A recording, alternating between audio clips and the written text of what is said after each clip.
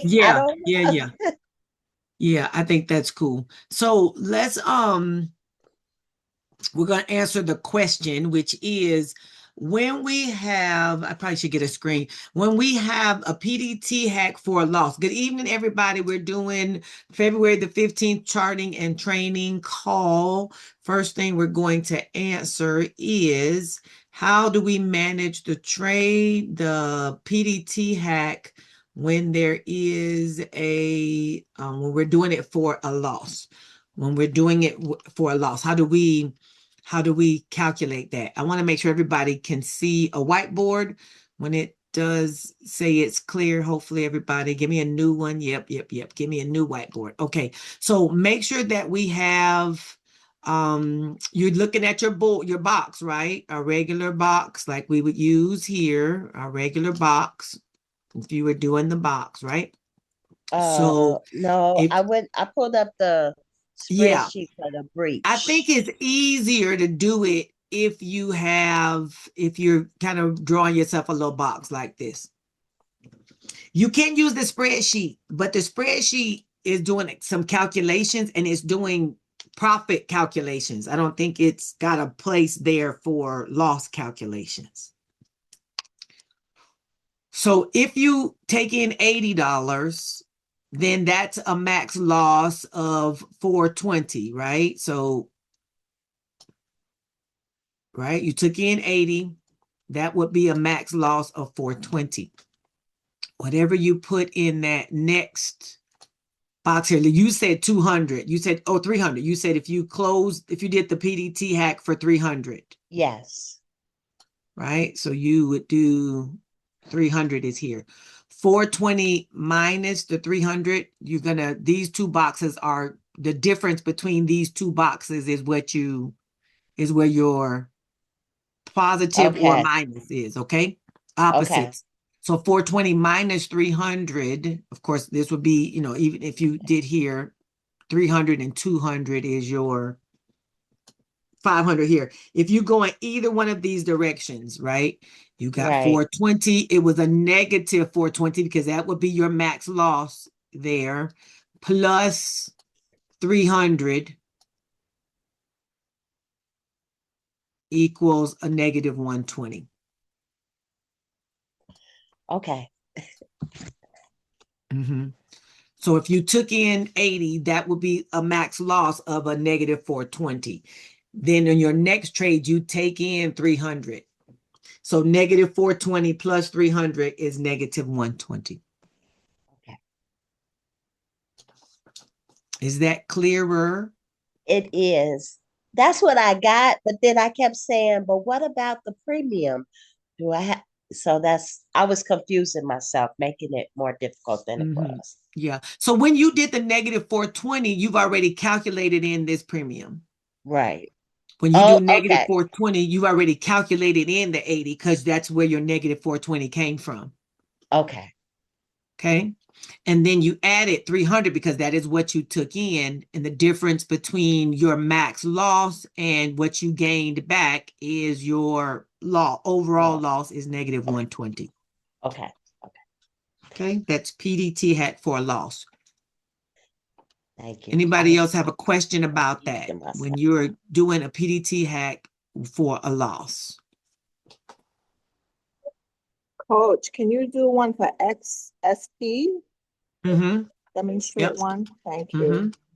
That will be fine. Let me get my eraser. So let's say we took in, let's give an example. If you took in XSP, let's say you took in $15, right? $15 for XSP is a negative 85, right? And if you close that for what would be a good closure amount if you were closing it for a loss? If you were PDT hacking it, say you were PDT hacking it for, I'm going to say a $40. I'm just picking a random number so you can see. Okay, the difference between these two, negative 85 plus the 40 means there's a negative $45 loss. And you know you can use the PDT hack on XSP as well. You can use it on SPX, XSP, NDX, RUT. You can't use it on SPY and Triple Q and IWM. You can't use it on those. So don't put yourself through that. Is that clear, Andrea? So the loss is $45? The loss would be $45 in this case per contract. Okay, got it. Thank you. Mm-hmm. Whatever you take in for that second trade, if you're doing the PDT hack, whatever you take in for that second trade, you're going to take whatever the max loss is, negative max loss, plus whatever you take in for that second trade. And the difference between those two is your loss per contract. Mm-hmm. Any other questions here for PDT hack figuring?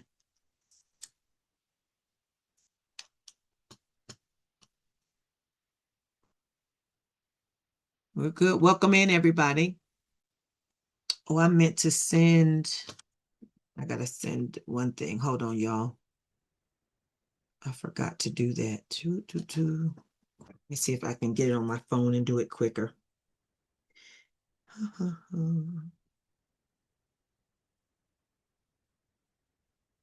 Maybe.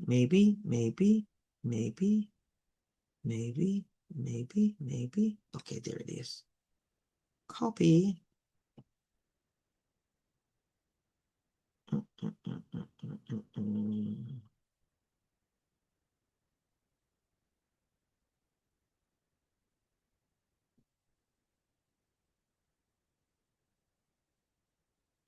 Okay.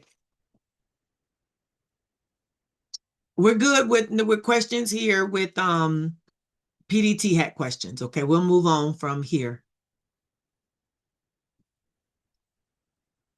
All righty. I've got some information I want to share with you all about how do we trade though. Well, do we want to do the talking of let's talk about the week first before I get into our little training call. Let's talk a little bit about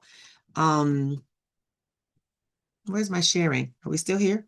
Let's talk about the week. Y'all tell me about how the week went. Do we want to share some successes? Some things went really good. Some things didn't go so good. What do we want to share?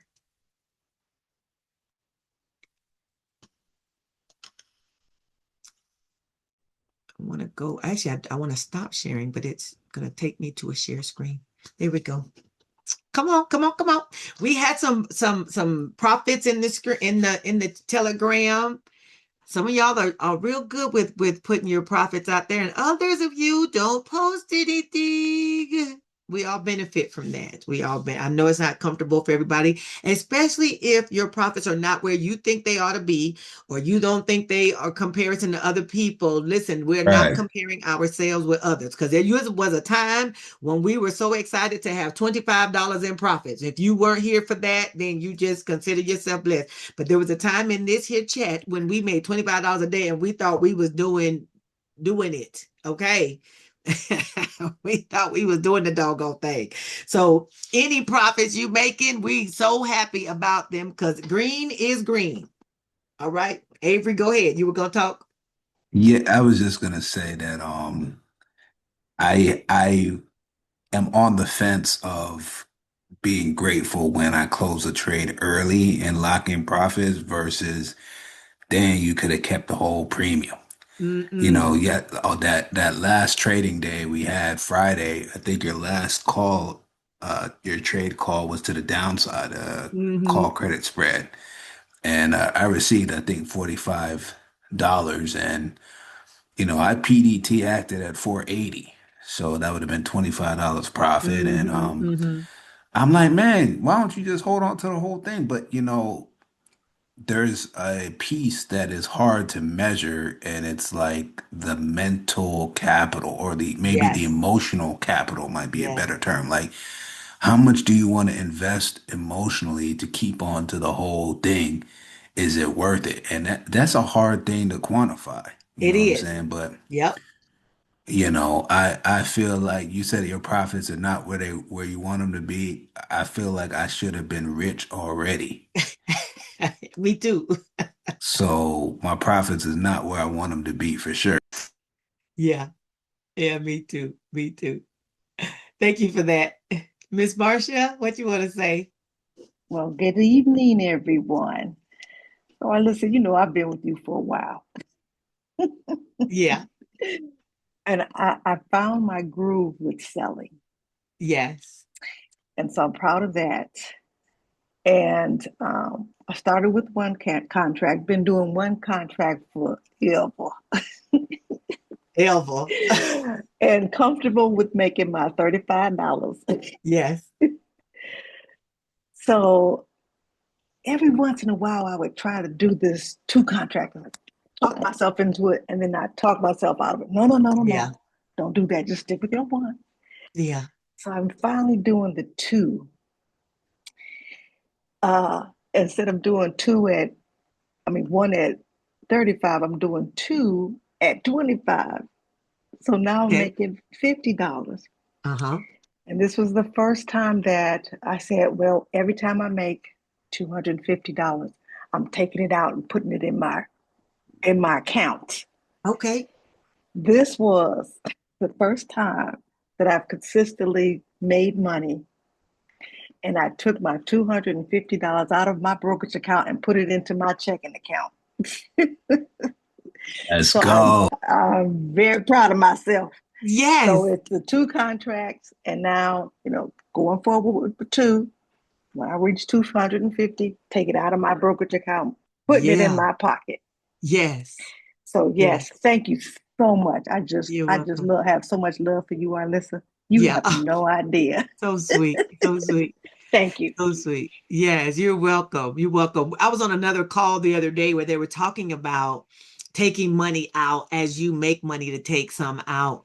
And the discussion was around that. But some people said, I've put so much money into my account that I don't feel comfortable taking it out because I feel like I haven't earned enough to take it out.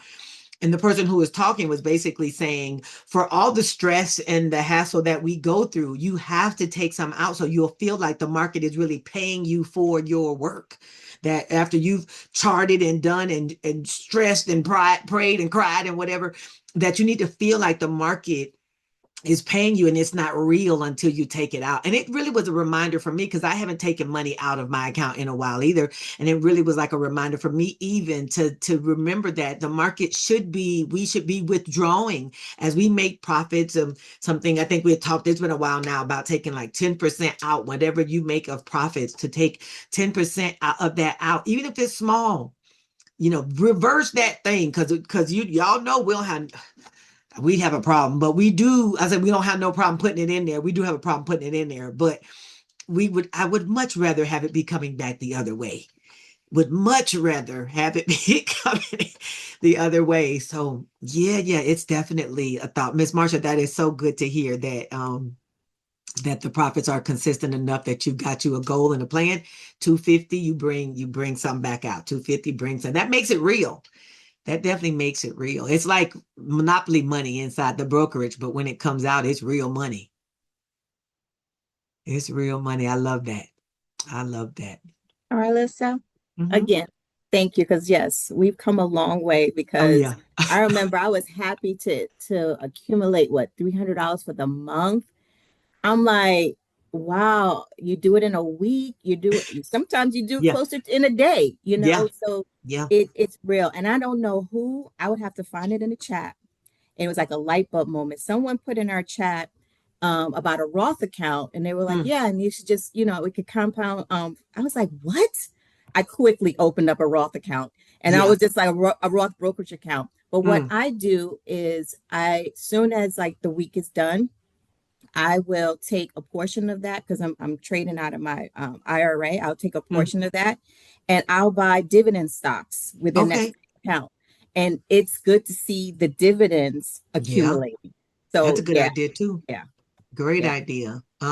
Because with the Roth account, you can't necessarily pull the money out, but you yeah. can be buying shares in there, and that money can Hmm. stay there and continue to grow in some other. Because even buying shares with it is buying it, so, doing something for yourself with it because that's an asset, and it's Yes. still set to grow. That's a good idea too.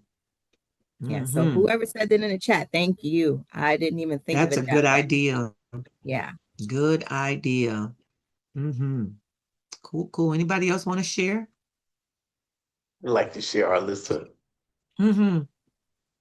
I've been working on the PDT hack. So it's I try to do one or two every day to get the hang of it. Yeah, yeah, yeah. We answered some questions this week. I hope that made it clearer to you. It did. When you said they supposed to be red, both of them, I was like, okay, all right. Okay. Yeah, So it's taking baby steps, but yeah, it's been profitable, and I think once I realize the market is not going against me, I can breathe a little bit and try to figure it out.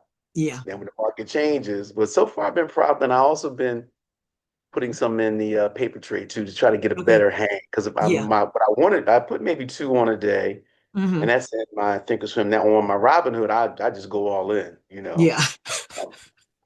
But I'm slowly but surely. My mind says I can do it all day, but I want to be careful. So, Yeah. but I'm Yeah. encouraged. I saw your progress, and I was like, just be patient. Keep taking Hmm. the baby steps. Don't Hmm. sprint. Don't run. Hmm. You got Hmm. time. So Hmm. I appreciate y'all. Listen, I'm gonna tell you right now, I greatly appreciate you. Wonderful, wonderful. You're welcome. You're Let me ask. welcome. Now you had that spreadsheet with the yellow and the thing. I don't know where that is. I know I Hmm. have it somewhere, but I'm not sure Yeah. where that is. So Tanya, will you put the link to the spreadsheet? Is that up it? No, Tanya, will you put the link to the spreadsheet back into the chat so that I know you said you had it pulled up. Put that yeah, Yes, link there. Please do I that. saw it I a long will. time ago, but I was like, I don't know where. I know I got it Yeah. somewhere. I don't know where I that's think you at. can do a search on like SPX spreadsheet, but Tanya's gonna give it to Okay. us, so All right. it'll be easy All right. enough. Thank you, Tanya. So Keisha made a comment about sometimes she doesn't put her profits there because she feels like they may be small. But listen, there you aren't the only person trading XSP, first of all. And when we first started, first of all, with a long time, we wouldn't touch SPX at all. We were I'm gonna say I was not trying to do $500 at a time. Was like, nope. We stuck with SPY, Triple Q, IWM, 1Z1 spread for a long time. Okay. Now you just come into a space, Keisha, and I'm not just talking to Keisha, I'm talking to other people where the numbers do seem bigger, but every person who started where we are started with with the one spread and started with 10, 15, $20 in profits and worked to get consistent. That's really what you want to get. And I'm saying that to the collective you, not really just to Keisha, but to the collective you, that we want to get to where you are able to watch what's happening. You can identify what strikes we need to get in on, and you can keep yourself calm enough to collect your money, work the PDT hack as it pertains to XSP, and pull your profits out consistently with that. And then when you are comfortable and when your account is big enough, or whichever comes first, maybe you stay with XSP and just go up in size. That's when you go to the next thing, when you have consistently worked that. Please do not, and I say this with all sincerity, please do not compare your profits with someone else's profits, just because it's not a good comparison, first of all.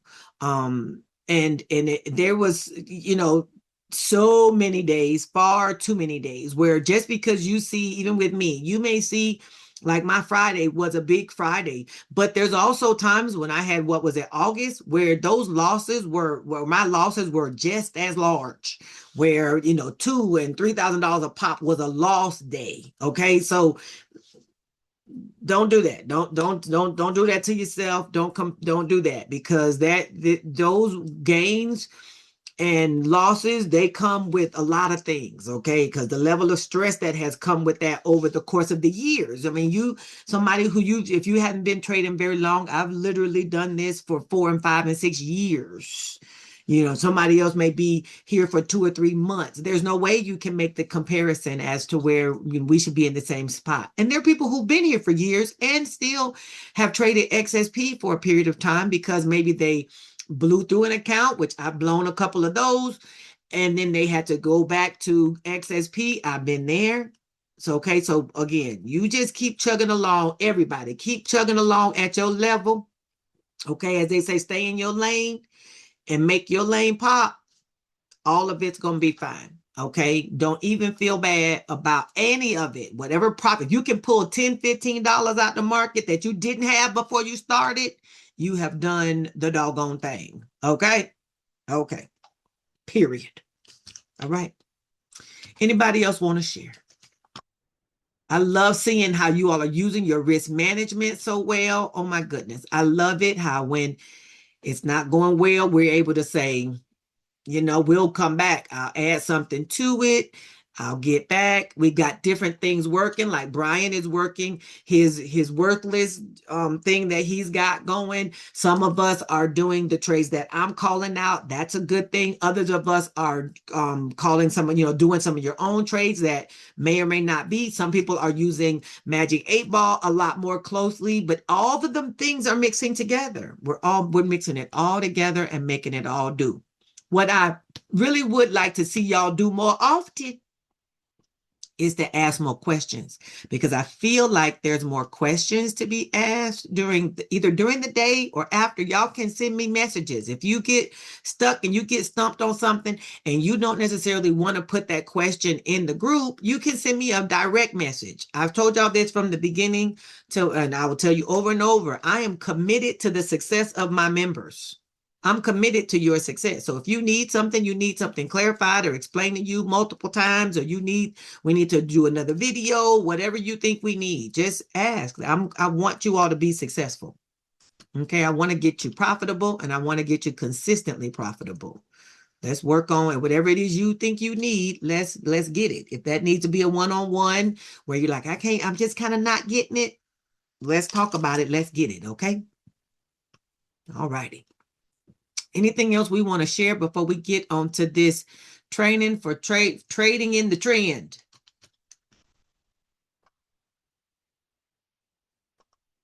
All right, well, let's go. Let me share my screen again, and then we can rock on. So this is something that happens, and we've kind of found this out. There's been a few days where SPX has been on a strong trend in one direction. And because we're used to reversal trading, we're looking around every corner and around every slowdown to see, is this going to be a reversal? And then there's times, I think one day this past week, we ended up in a trade. We barely made it out alive because it looked like we might have been safe. It might have been Wednesday. Looked like we might have been safe, but it ended up just moving up just a little bit and then dropped some more on us on an alert that I had sent out, and it actually fell through that trade, and then it did recover, but that was way too scary of a ride. I think it was Wednesday. And but the trend day might have been Wednesday or Thursday, I don't remember, but the trend day, there's just ways for us to trade the trend, and I want to make sure that we have the tools to do the trend days and the reversal, so that when we see a good strong trend, we can trade that day and we can trade the reversals. We like them both. Y'all know I love a good reversal. But I don't want to miss out on those good trend days where we can maybe stack them going down, where we can trade going down. But we want to safely do that, because if we hop in on a trend and it reverses on us, we want to make sure that we've done the right things to get in on the trades safely, right? So I got us some slides. Trade in the trend, all right? The first thing we want to do is we want to confirm the higher time frame trend. We want to check the 1 hour, the 4 hour, and the daily. So if all of these are green or all of these are red, that's letting us know that we're going, that's our higher time frame trend. We want to say, okay, the 1 hour is red, 4 hour daily, all those are red. Then we can continue to trade in the downward area. SPX, though, generally on a daily basis, will try to revert to the mean. It is what's called a mean reversion stock. It's going to try to come back to VWAP. But some days, like I might have been Wednesday or Thursday, it just never really tried to pull back. So it's rare, but there's sometimes when it just doesn't try to go back to the mean. It goes back the next day, right? But so we want to identify that. We want to make sure that the time frames, the 1 hour, 4 hour, and the daily are at least going in the same direction. When that's going to help us confirm the trend, right? What we're looking for our entries are 2-2 continuations, because we're incorporating the strat. 2-2 continuations, which is basically, 2 down, 2 down, 2 down, or 2 up, 2 up, 2 up. We want to look for the 3 candle expansions, which basically we got some 3 candles that basically expanding in the same direction. We want stacked time frames in the same direction, which means if you're putting on, you're looking at the 15-minute, 30-minute, 2 hour, you're looking at more time frames. They're all showing the same direction. If we're looking at the bullish trend, we want price to be above VWAP and above the 20 EMA. If we're looking at the bearish trend, we want price to be below VWAP and below the 20 EMA. This lets us know that we are actually in a trend if you've got these conditions in place. Now, we know about price above VWAP, the buyers are in control. 20 EMA, same thing. Price below VWAP, 20 EMA, the bears are in control. The sellers are in control. Okay, first thing we want to do is confirm that we are in a trend. First, we want to confirm that. Bullish structure, what does it look like? You got higher highs, higher lows. As it's stacking, it's going. You might have some pullbacks that are happening, but you're keeping higher highs and higher lows. You're above VWAP, above the 20 EMA. When there are some pullbacks, they're shallow, right? They're not pulling back. We're not getting strong reversals. We're getting shallow pullbacks. This is where we're going to sell PCS only. Basically, what this looks like is we've got candles are stacking up, and they're basically, again, we got some 2 ups. Even if one pulls back a little bit, it's a shallow pullback. And then it goes right on back up again. This is the kind of thing you're looking at. And we are looking at trading put credit spreads only, right? We're going in an upwards trend. That's what's going on there.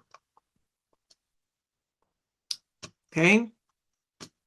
A bearish structure, other way around, lower highs, lower lows. Basically, we're stair-stepping down. We're below VWAP.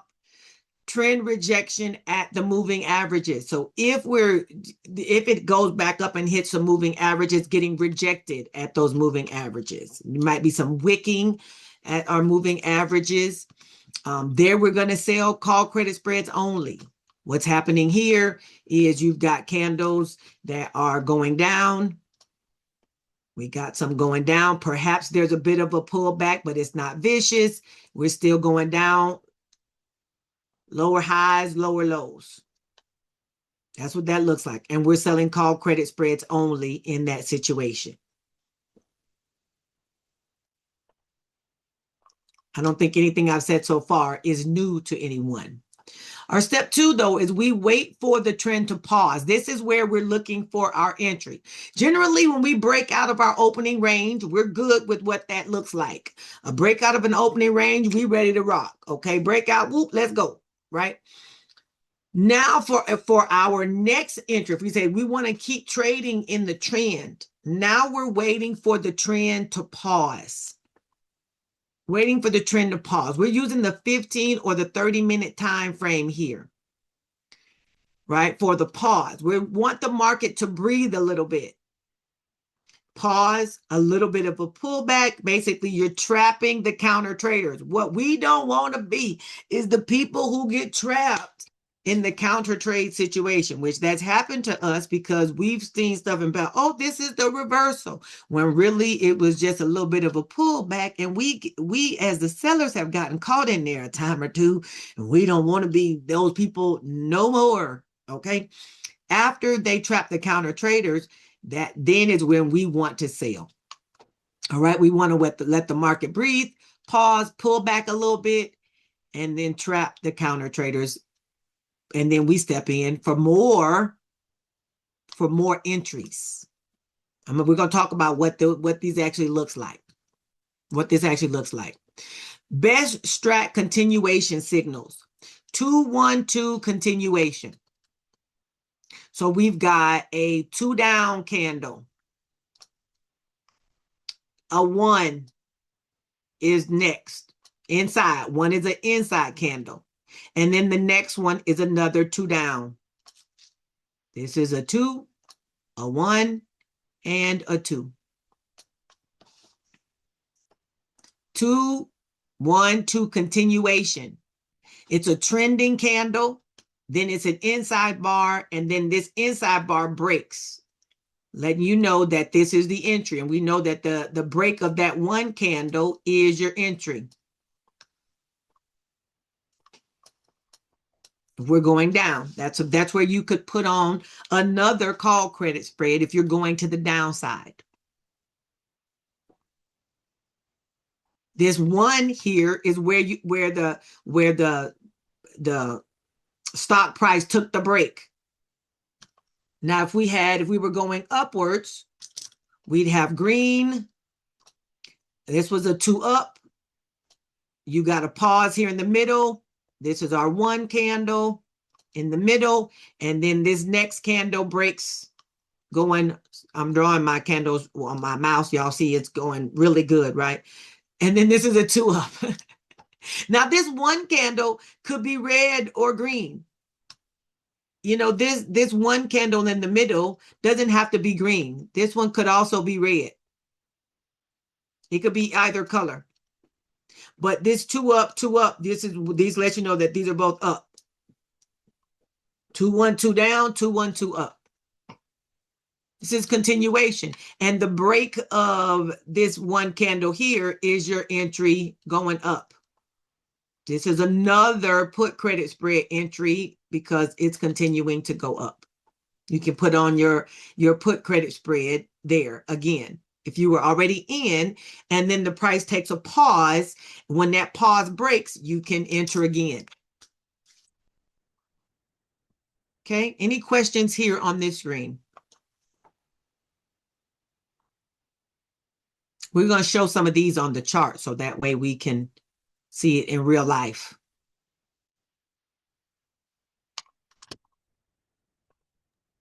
I just wanted to bother you in regards to picking the strikes at these. Like, That's good. typically when you're trading the breakout, I'm putting my sell leg above or below the range, that it broke out of. When you're trading continuation, how do you pick your strike?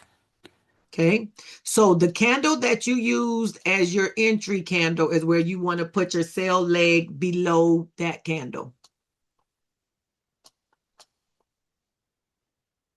Okay, so if this is your breakout candle that you are using as, this is the candle you use for entry. Once it broke past the top of this 1 candle, this is your entry candle, right? So that's also your sell leg candle. Now, if you want to be even more conservative, depending on where this 1 is, you could also use the bottom of the 1 candle as your sell leg.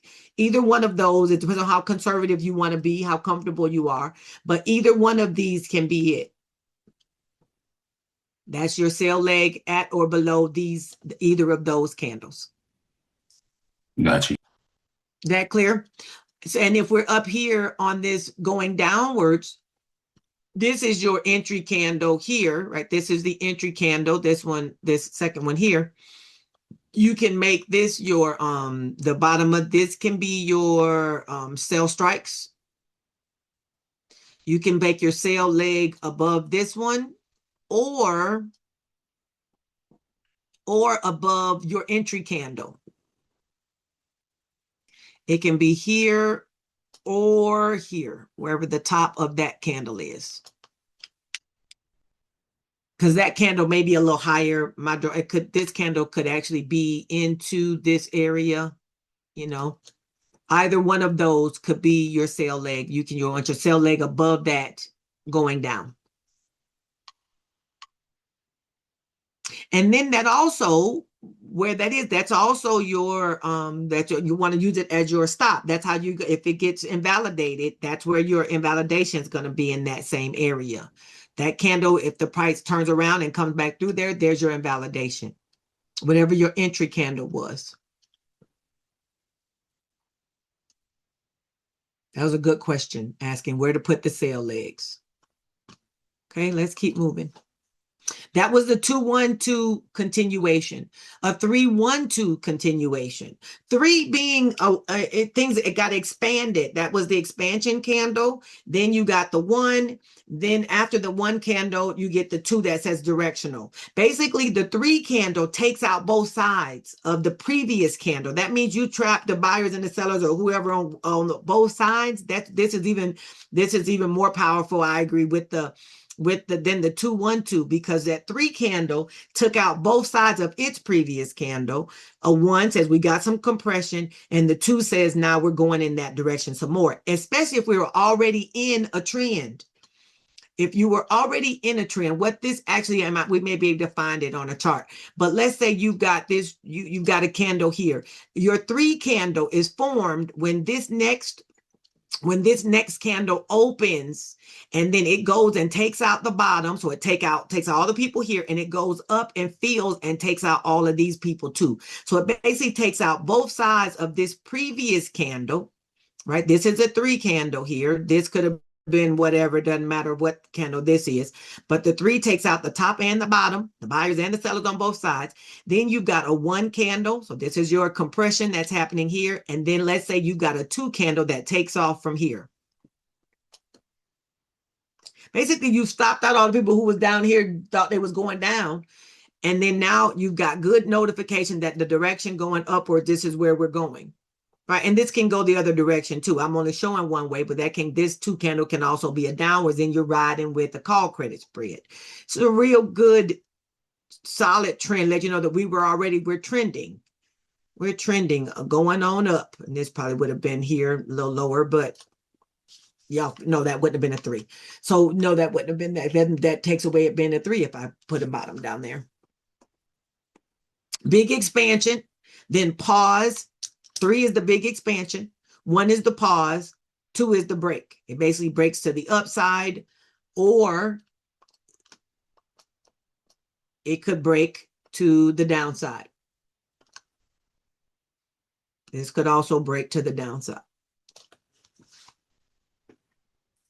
This is basically your market takes a break setup and then huge premium decay. Because once you ride, we can ride with this. Now this is going, probably require that you're depending on what time frames we're on, which we like to stay on at least the 30 minutes.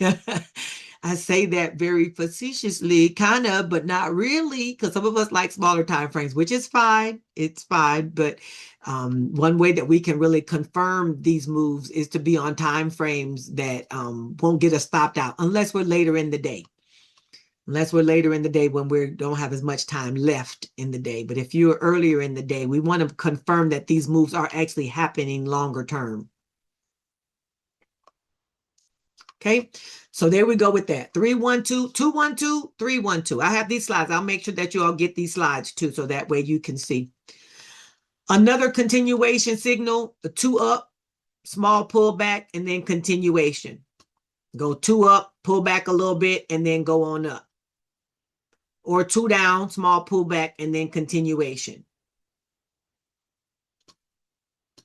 We got those. Okay. Now step 3.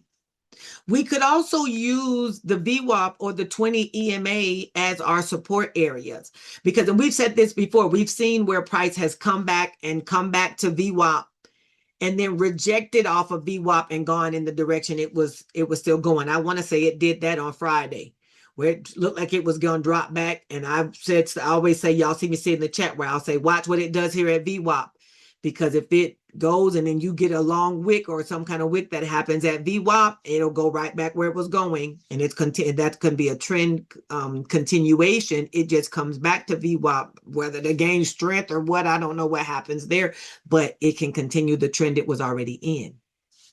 Price behavior at these levels: the buyers step in a bull trend, the sellers step in a bear trend. Stops get cleared. That's another thing. Part of this is the algorithm clearing out people's stops, and then the trend resumes.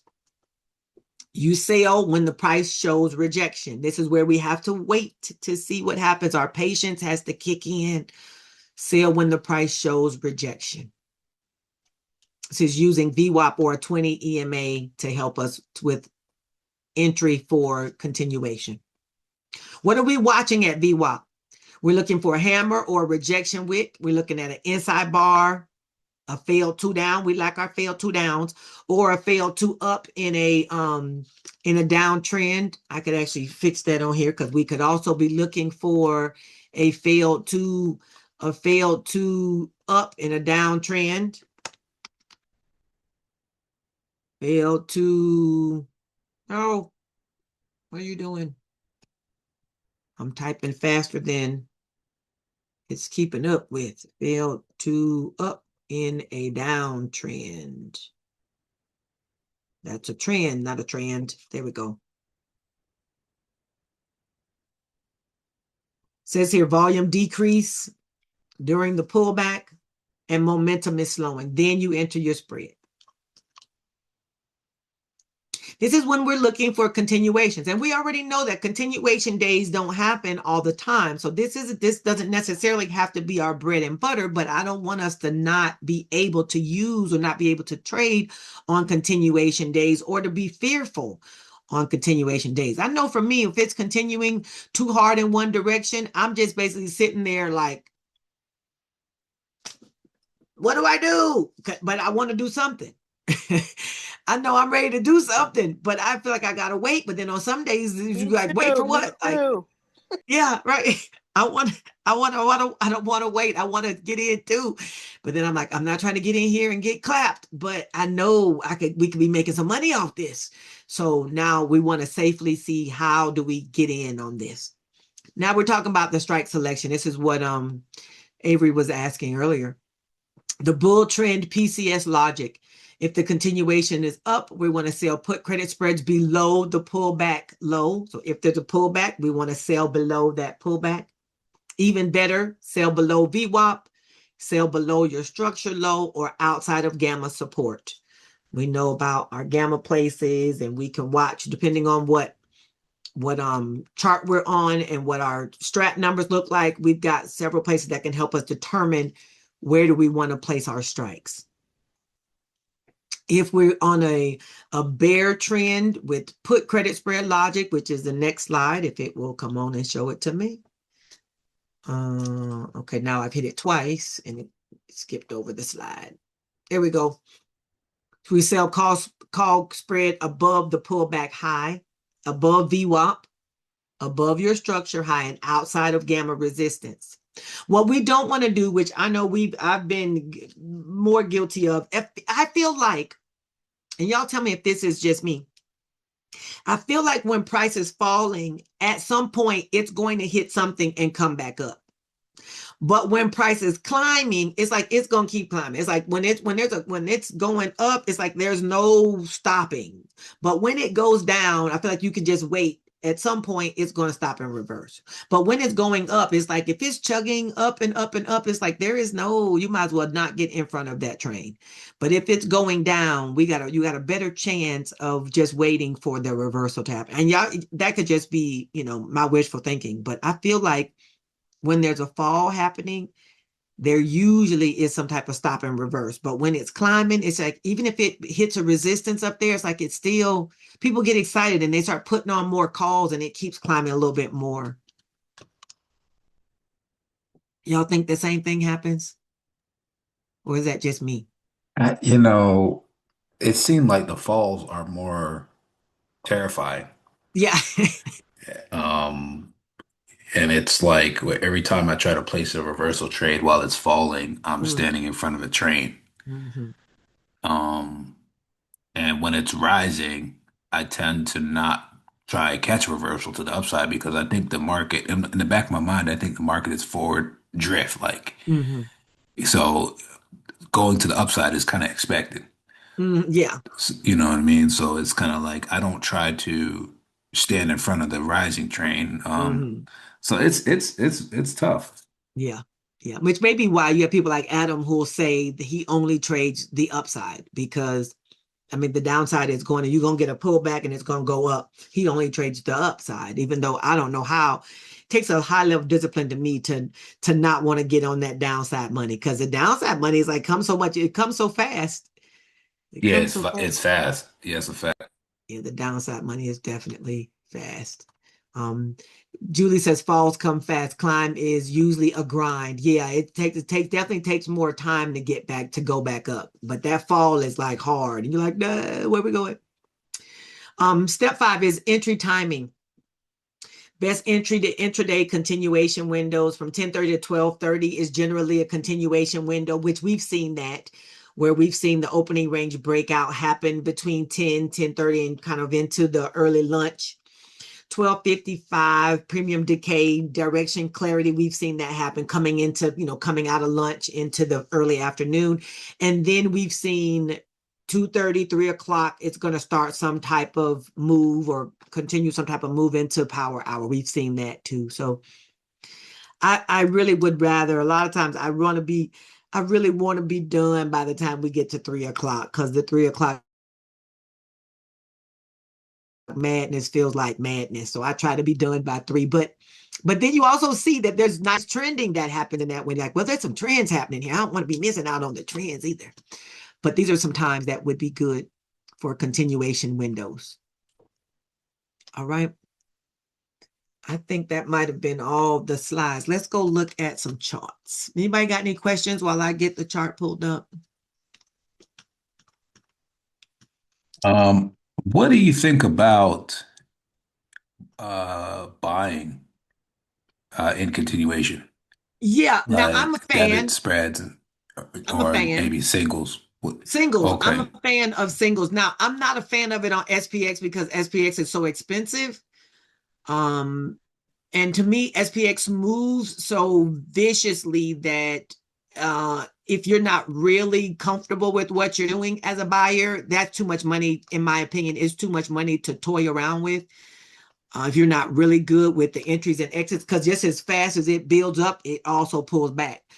But like what I'll do, you might have seen some of my stuff on Thursday and Friday, where if I see big trends happening, I will go into like, I may trade XSP as a buyer on the big days like that, on trending days like these. I may go in as a buyer on some of those trending things, but yeah, so I think if you're comfortable with it and you can enter and quote unquote scalp it, I don't be trying to stay around long, no, because I'm not So too, what yeah. sorry to interrupt you. So Go ahead. you're saying the mechanism for that is just buying, if you're going down like that, you would just buy a put, Yep. right? And in the case of buying, you need to be selling at the end. You don't let it expire, Yes. is that right? Yes. I mean, you can with XSP, you can just let it expire because if you're in the money, they're going to give you your money. Oh, they're gonna give you money. Yeah. Okay. Yeah. If you Okay. buy for 25 and at the end of the day, if it's worth more than 25, they're going to give you the money, but it needs to be in the money at expiration. So Okay. that's the key because you are still fighting. If you're a buyer, you are fighting theta into the close. So it needs to Okay. be, your whatever you paid for. Like if you are at, let's say the 600 strike and you are doing calls or whatever, it needs to be higher than 600 and it needs to be worth more than the money that you paid. Got you. Because you're not just fighting the fact that it's above 600, but is it worth more than it was when you paid for it? Got you. So just quickly, if you're gonna do any buying, I would suggest you be either if you have if you're in an account like Thinkorswim you can have a cash account in Thinkorswim and you can have your Mhm. margin account. And when I'm using my thinkorswim, if I decide I'm going to buy something that I know I'm going to probably want to close that same day, I will move into my cash account and I will buy it over there. That way I can open and close that trade without a day trade. I wouldn't open in, well, you can open and close in your margin account, but that's going to use a day trade of yours. So I'll a lot of times put a little, I'll leave a little bit of, as I call it, gunpowder, leave a little bit of gunpowder over in my cash account, just in case I decide I want to buy something. I've got cash, I've got money sitting in that cash account, so that way I can open a trade and close it that same day and not use a day Okay. trade. Mm-hmm. What I've been trying to do is, um, and this is, I'm admitting that I may have a problem. Okay. Okay. But I will place a trade if I think I'm going long and it's going to be up for the rest of the day. Mm. I will open my futures account on Okay. ES and I will place a market order Okay. and I just let it ride. Okay. Does that work for You know you? what I'm saying? It's worked a couple times. It's Okay. worked a couple Okay. times. You know what I I'm mean, saying? whatever It's works what for you. and It's I'm your and I'm account. trading I'm trading the mic, I'm trading micros or small contracts, but just Yeah. pressing the market buy and just saying that if it's going up, then let Yeah. it go up. Mm-hmm. You know what I'm saying? Yeah. I mean, if that works for you. I don't know nothing about futures, but sounds good. Sounds good. Okay. So let's look here. Like I want to look for a day like Thursday, right? This is Thursday. Yeah, this was Thursday. Let's take us back. I'm gonna get us on a replay. See if we can be fancy dancy on a replay. Okay, so this was Thursday. We already know Thursday was a down day, so we we already have the note. We already know that that's what happened on Thursday, right? So we're gonna look at. I'm on the 15-minute chart. Price opened. It popped up there, and then it does reverse. Okay, so this is where we traded the opening range breakout, right? We went here, we've got here and here. We traded the breakout with a call credit spread, right? Those who are trading on Thursday, which let's, think back to our Thursday trade. We did a call credit spread above the opening range. That was our first trade. That's the one we called out. Most of us did that trade together. All of us who do opening range, which a lot of us do, there was that, right? I figured the gap would get filled. Potentially it would reverse, right? SPX said, no, I'm good on that.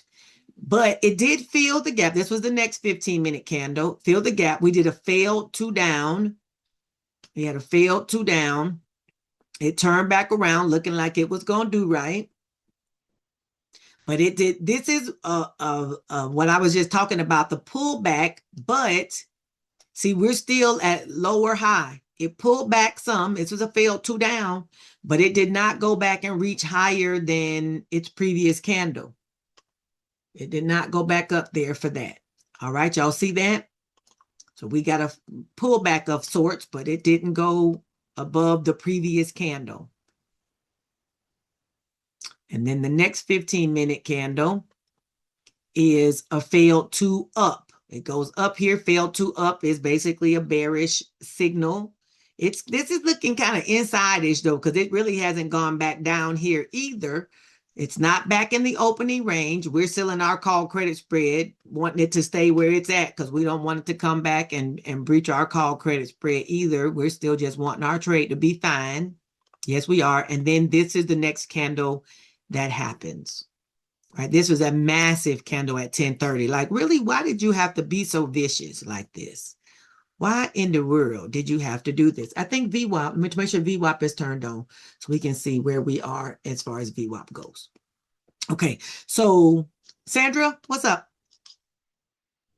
On that failed 2 down, should we have waited or we can have put in a trade when we saw that? So now a trade going back up or a trade going back down some more? Like a PCS? A because PCS. it's So going up, right? yes, that's true. But see, we're on the 15-minute chart, and I don't know if we were going to 30-minute. I don't know if it gave you a good enough confirmation. See, this is our 30-minute chart. This is on the 30-minute. It was early in the day, and we were already in that Oh, call this is credit during the spread. opening range. Okay. Right, Before this was opening range. So we had just broken out of this opening range, and I think we were probably still in our call credit spread, hoping it would go down somewhere and give us our money. Okay. So we were hoping at this point that this failed too did not go up any higher because we were already in the call credit spread based on the break of the opening range. Okay, okay, So okay. you could have, but if you would have got caught right here, because you see what the next candle did. But yes, you could have.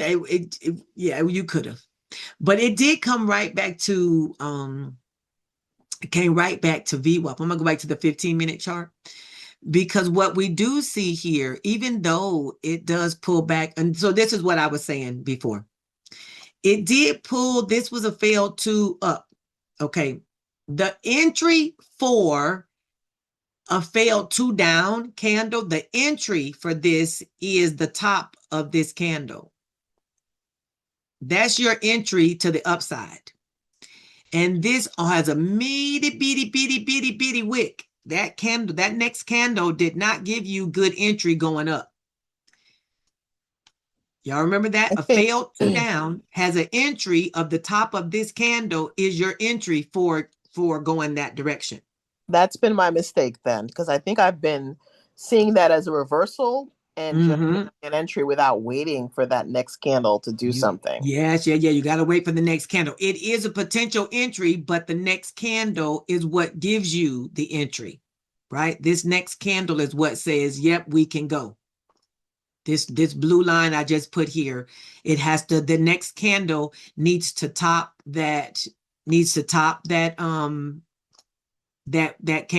top that line in order for that to be entry. And where I would say you wouldn't have taken that entry was because it's right here at VWAP. So you're at a place where it could potentially reject. So that just would have been a place of watching. Make sense? Okay, okay, yes. So price does get right here to VWAP. And it's right here at the top of this, but it rejects. And because this is a reject, honestly, this is another call credit spread entry. If you were looking for a second entry or another entry, that would have been it. The rejection off of VWAP after it pulled back some, that would have been entry here. If you were feeling real froggy. A more sure entry would have been the breach of the bottom of this failed 2. Now, what we haven't talked about a lot is the failed 2 up and failed 2 down candles. Really, the break of them on either side is an entry. We've only talked about entering going in the direction that we have it set here, but really this entry, if it breaches the bottom of this candle, that's also an entry going down. So once this next candle went past the bottom of the failed 2 up, then, or the failed 2 down, sorry. Once it went past the failed 2 down, that's another entry there. If you didn't take this one, because this candle also rejected off of VWAP. So you actually have the confirmation there of the rejection of VWAP on both those candles.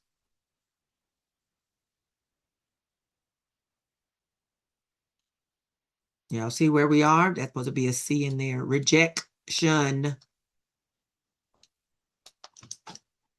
Rejected on VWAP twice.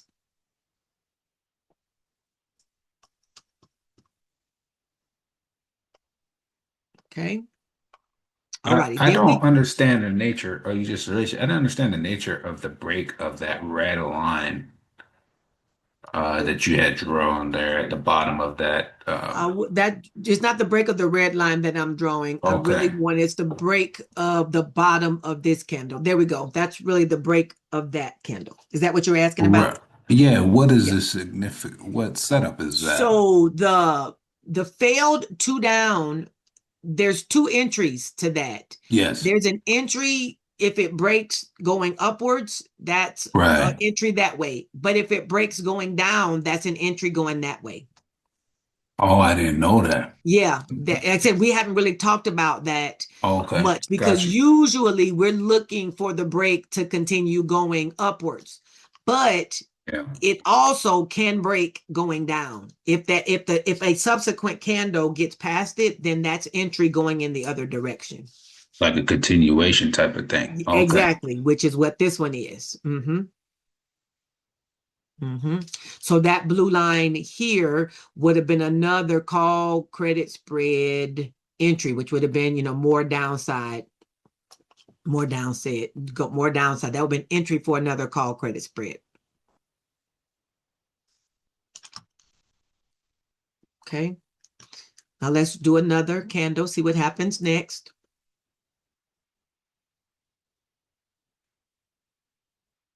Now I've got us on the 15-minute time frame, which is, for these entries probably is one of the, I think I know we can get to smaller time frames, but even if you're going to look at smaller time frames, I want you to keep your bigger time frames on your chart, like still be looking at larger time frames. Don't just go to the smaller time frames and use only those, but look at the smaller time frames, because of course you can do that, but keep a higher time frame on your chart, so that way you still have those as guidance. Go down to the 5 if that's going to help with a strategic like pop entry or whatever, but definitely keep your higher time frame, 15 or 30, probably 30 as a minimum. Keep those on your charts to make sure that you are still seeing what the higher time frame is doing. Even if you're jumping between time frames, because I'll do that sometimes. I'll jump between time frames. Okay, so our next candle was another 2 down. This is our continuation. This was a failed 2 up. 2 down, 2 down, right? Now, neither of these is really giving us opportunity for another entry. But if you feel like it's probably going to be some more continuation, you could potentially drop to a smaller time frame. This one don't really give us really much either. We could drop down to a 5. If we drop down to the 5-minute time frame, we do see a bit of a pause. 5-minute time frame, there is a pause here that says this is a pause. We got a green, basically a failed 2 down candle in the middle of that gives us a little bit of a pause on a shorter time frame that says you could use this, and if this breaks, like we just were talking about the break of the failed 2 down, this is another entry.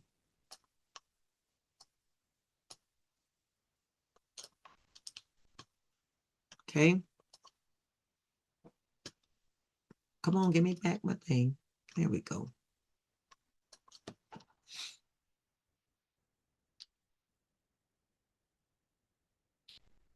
Y'all see what I'm talking about?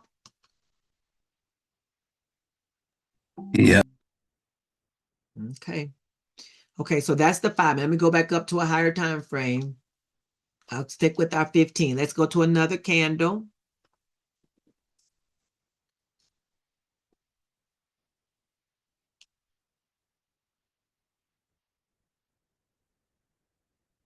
Another 2 down.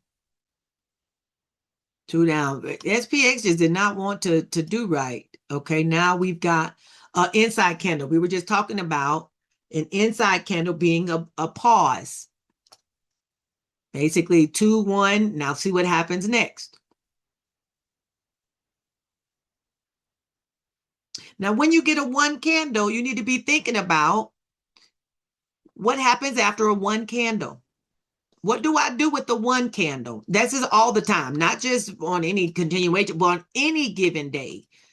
A 1 candle is a do nothing candle, but what are you going to do when something else happens after a 1 candle?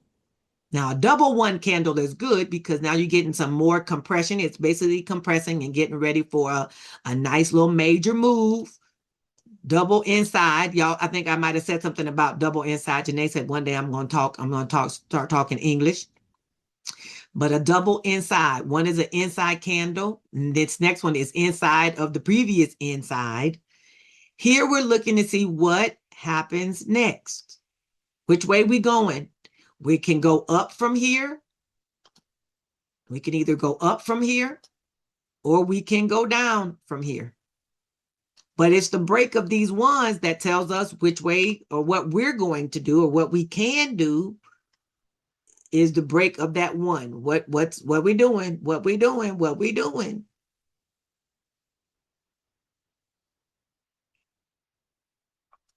Okay, so now we got a little bitty, this is a 2 down. It's red and the number is red. That means this candle is just a little bit below this previous one. It's lower than the 1 candle. It's giving us an indication now that I'm going to go down some more. That's the bottom of that 1 candle. So the 2 candle is lower than that one. I'm going to bring us in here so we can make it as big as possible.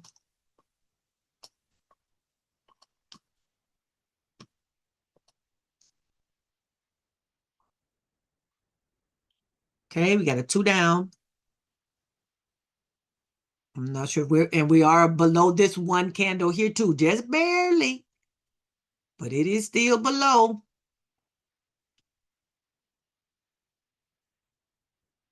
Next candle.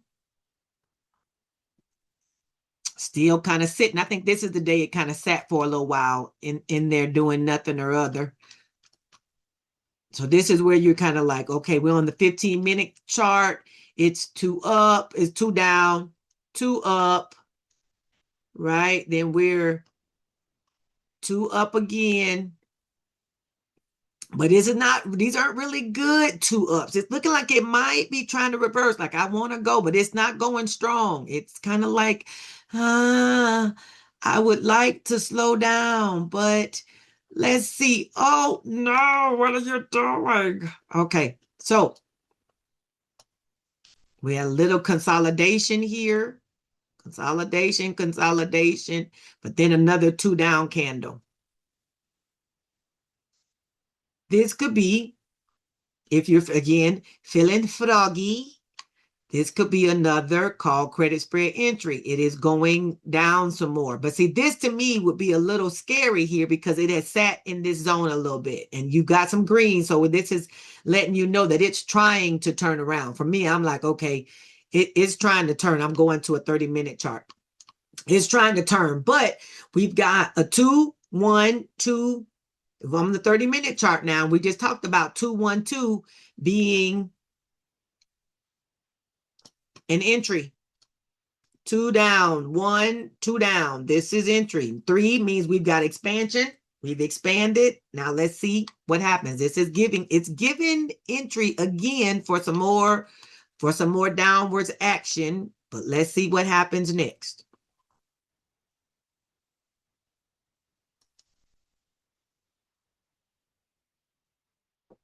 Failed 2 down. Again, I'm trying to turn around on you. I'm trying. Now, good thing is if you're in a call credit spread, you do have some theta decay working on your behalf, but then this 2 up would be scary. Like, nope. What are we doing? What do we do? Nope. What are we doing? We don't like to see that when you're right there in a call credit spread. And that's entry to the upside as well, right? That would have been, because that's a good point Avery's making, because here we saw, I think I marked this as the entry to the downside when we were on the 15-minute chart, but now let me go back to the 5th because I want to show that. This was, okay, let me clear my stuff off of here so we can see something. Okay, the break of this candle here to the downside was what we would have used for our call credit spread. This break lets us know we're going down. This would have been our call credit spread entry if we were feeling, again, if we were feeling froggy. And we would have used this, the top of this candle, as our stop loss. If you would be like, okay, the top of this would have been my stop. Okay, the top of this blue one here, 68.72 would have been your stop loss. A couple candles later, it is breached with a green candle. It just wicks up here, but it does show that there's some, you know, movement happening here, right? There is movement back going in that direction, which would have given us a little bit of a pause. It does fall back down some more. Our trade is invalidated at this point. Our trade at the place where these wicks are starting to cross our trade line, because this is our stop loss. Stop loss was the top of this one candle is the stop loss. And we do have several wicks that are coming across that line. So we will be definitely looking to say there's a thing coming, right? Something's happening. But as Avery is saying, this line, this blue line here was our entry. And now that we've had this 2 failed, 2 down, and now this 2 up, these 2 together, this actually is put credit spread entry, because we've got, all intents and purposes, even on the 30-minute time frame, once this green candle gets higher than this blue one here, this is what we were just talking about with Sandra. Once the price got past the top of this one here, that's entry with the put credit spread. That's put credit spread entry time, right? So this blue line was called credit spread entry going to the downside, and now we're back up. This is put credit spread entry.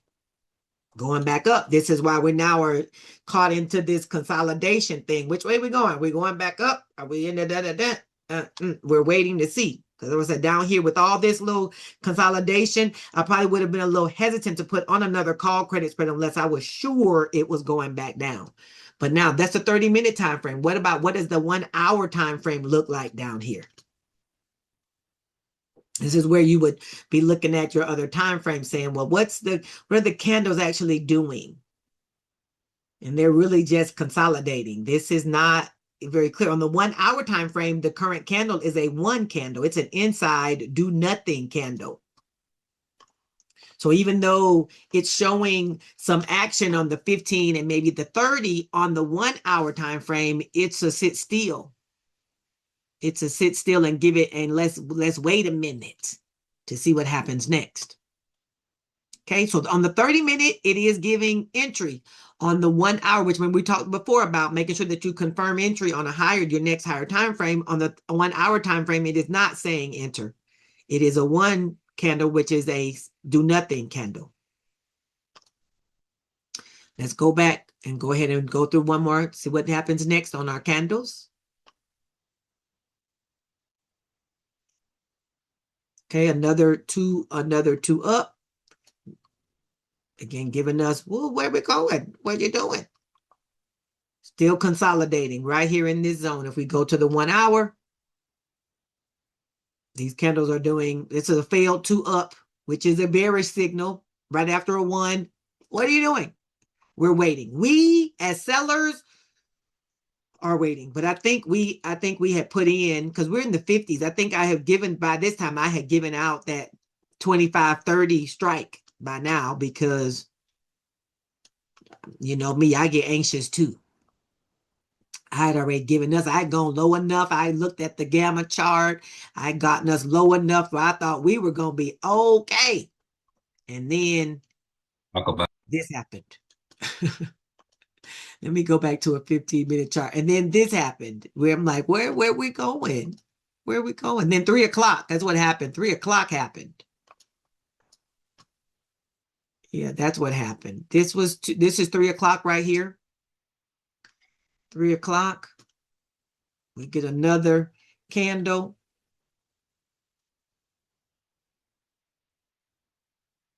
There we go. So now the trade, our call credit spread, sorry, our put credit spread trade would get invalidated. Not quite. I think our breach of that would have been, this would have been, well, actually kind of was on that next chart, but this is the stop loss. That's the stop loss for our PCS. One of the things you'll have to do is if you're using a particular candle as your entry candle going up, then you've got to use the bottom or top of that same candle as your stop. That's one of the things we have to, I think we want to get better at. Whatever candle we're using as our entry candle, we're saying that this failed 2 down was our entry candle here, right? We said that was our entry for the put credit spread. That means the bottom of this same candle is our stop loss for that same put credit spread. Your entry candle gives you entry and it gives you an exit. That same candle is used for that. If we're using it to get in, we have to also plan to use it to get out if we need to. All right, because we would have used it to get into a put credit spread, which is what we were doing. But then the stop for it, actually, it kind of hit it the next candle, but it was just a wick. But our next candle here, our next candle is going to show us how that we would need it to go. And I think it was like, it kind of bumped it a little bit here. This is what the 330 candle, it coming towards it. And then I think it went through it at 345 actually. In the 345 candle right there. So this candle is being formed in that 345, between 330 and 345, that's being formed. That was our exit stage left. Once our stop was hit off of this candle that we use as our entry, that's where we say, okay, we gotta go.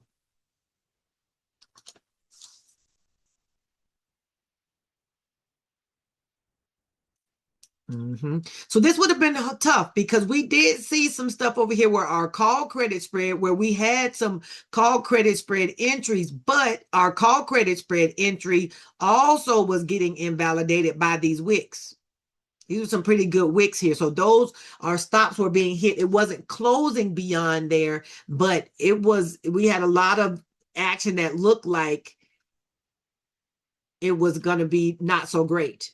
Right. But then we got a 2 up. If you were just waiting, which I'm definitely not recommending entering this late. But if you're entering later after all this consolidation for all these hours, because this was a bunch of hours of consolidation, you're looking for a higher time frame break going in whichever direction.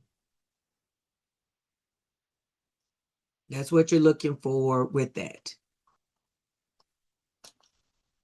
Notice price never did try to go back to, it kind of went up a little bit, but it really didn't get back to VWAP too tough after it dropped like it did. It kind of sat here. VWAP came down a little bit. This is probably the closest it got back to VWAP, was right here on this green candle.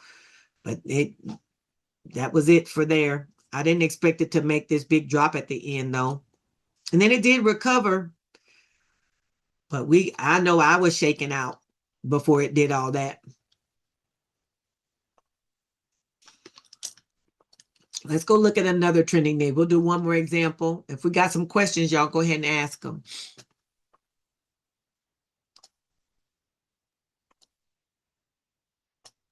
I had a question, but it's off. It doesn't relate to trending, so I'll save it till after your example. Okay. See if we see a trending day. Here's another one, this is an up trending day. We can look at, I like the 6th. I feel like uptrending days are probably easier to trade because the price going up, it wants to keep going up for sure.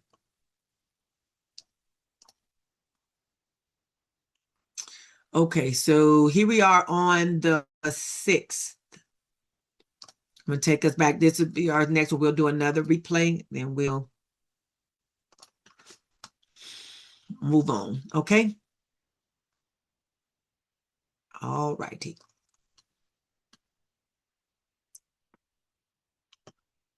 I'm on the 15-minute chart. We're looking at what happens when the market opens.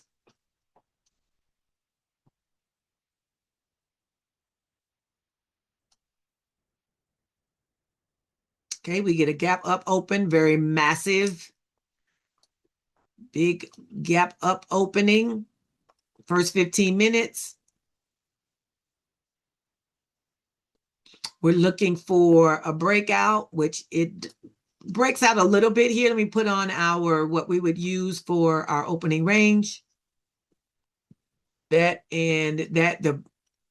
the reds with the red dotted line is our opening range. This next candle does peek its head out a little bit, but then it comes right back into the opening range.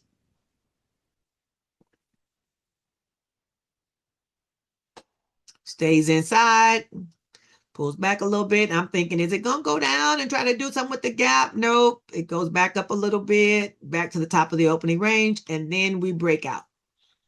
Okay, so now we've got the breakout of the opening range. We ready to ride. We're putting our put credit spread below the opening range. Just in case price comes back, we've got a put credit spread below the opening range. All righty, let's see what happens next. That's our first trade. We're in one trade. We're ready to rock. We want to keep moving because we want to be able to lock up our PDT hack and get our profits. We want to lock in our profits if we can. Oh, go ahead and start.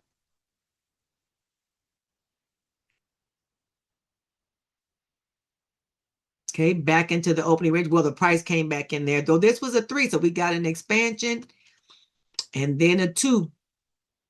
I don't know if I would have taken another one at this point because we're still in that first trade and our PDT hack isn't locked.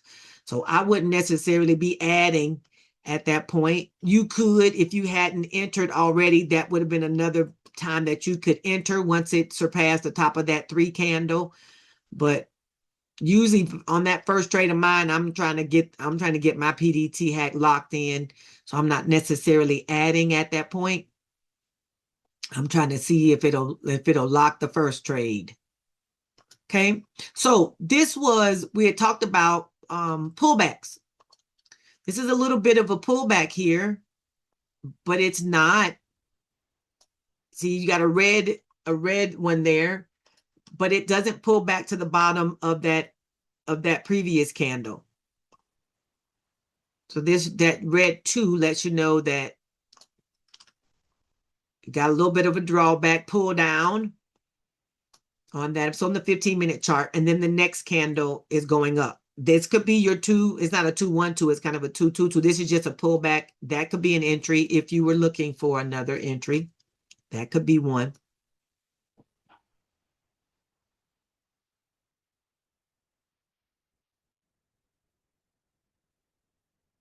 Failed to up now. So now you're kind of thinking, is it going to try to turn around on me? But it goes back up some more. These aren't hard moving candles, but they're steady. That little doji, look, it's not going to do anything, but it's still going upwards. Okay. So that little 2 pullback here would have been 1. At this point, it's just chugging up, which is, I think we talked about, I think Julie made a comment about how it just kind of slowly climbs on up. It doesn't drop like it does when it's falling. It falls so hard. Okay, another failed 2 up. These are all on the 15-minute chart, and then it breaches that. Now, this is not a failed 2 up. This is just a 2 down. 2 up, 2 down. That was one of the ones I mentioned as a entry. 2 up, 2 down, and then a breach of that is another entry. Depending on how you doing. By this time, our PDT hacks are starting to feel because most of us have, we would have gotten strikes below here. We were this is 68.30. And by the time price is up here now, price is at 69.10. So most of our PDT hacks are starting to, feel, and we're kind of feeling a little more comfortable with at least that first set of trades is turned off. This is a 2-2 reversal, another 2-2. Now this is a failed 2 up. So this is kind of giving that it might be trying to turn around. Let's go. By now I will be on a higher time frame too, because I'd be looking to see, because there's a lot of wicks happening up here. Like, really, where are we going now? I will be looking to see if there's going to be a reversal by now. This is what, 1 o'clock? Yeah, this is 1:30. I'd definitely be Like, let's see where we're going next. What are we going to do next? Is this a reversal area? Can we get some reversal action? And then this is a failed 2 down, kind of sitting. This is consolidation, looks like a little bit. But then it goes up some more. Looks like it consolidated a little bit, but then it decided it was ready to go. So this area was giving, failed 2 down, which in itself is bullish, but you would definitely want to see what happens next. Failed 2 down, failed 2 up. Basically, this is bullish, this is bearish, and then this goes beyond this again, and this is another entry. It's another put credit spread entry. Now, this is the put credit spread entry that you may or may not PDT hack lock, not for longer term. This is the thing. That first push in the morning, when we know we got a good trend that's going to ride, you may be able to ride a little bit longer. Later in the day, this is like 3 o'clock.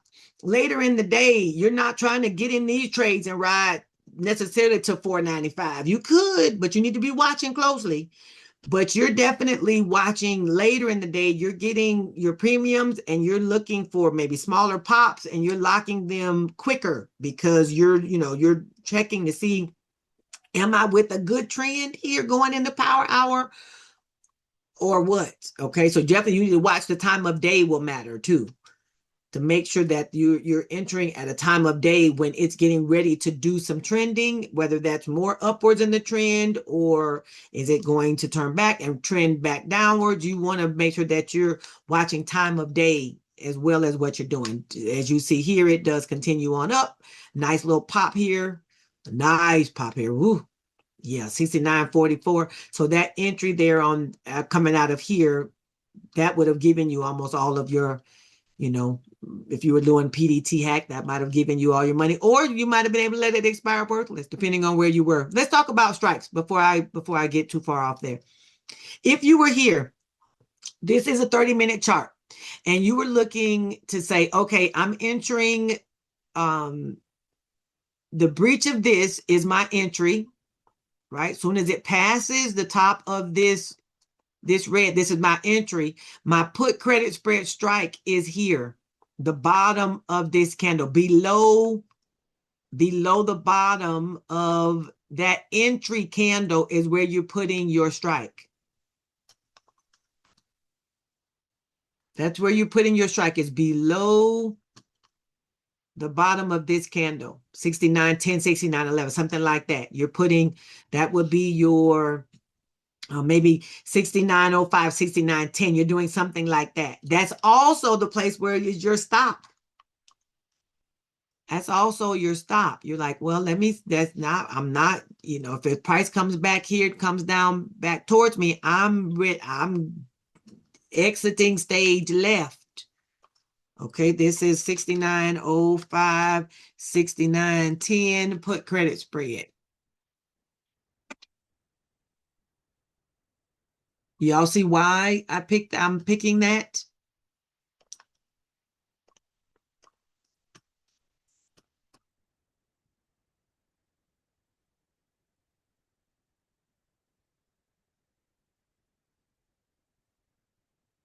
Okay, we're going to under the bottom of this. This is our entry candle.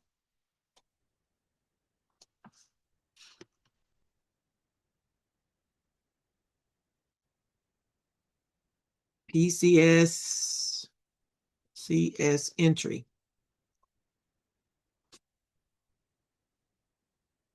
Okay, the top of this, the breach of the top of that is our put credit spread entry. I want to move that maybe in the middle so it won't be over there where we can't see it. No, not that middle. Top center. That's what I want. Put credit spread entry. And then I want this to be in the, no, not there. I want this one. Here we go. Top center. Okay. This is the entry candle. Once it's breached by this next candle, that's our put credit spread entry point, and we're entering based on the bottom of that candle. That's our 69.05, 69.10 put credit spread. And if price was to get back down here, that's also where our trade is invalidated and or we're stopped out down here.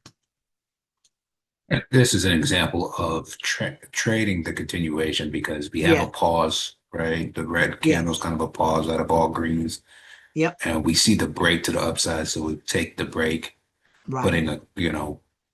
putting our strikes below the bottom, and then also getting, if we break the bottom, we also get out.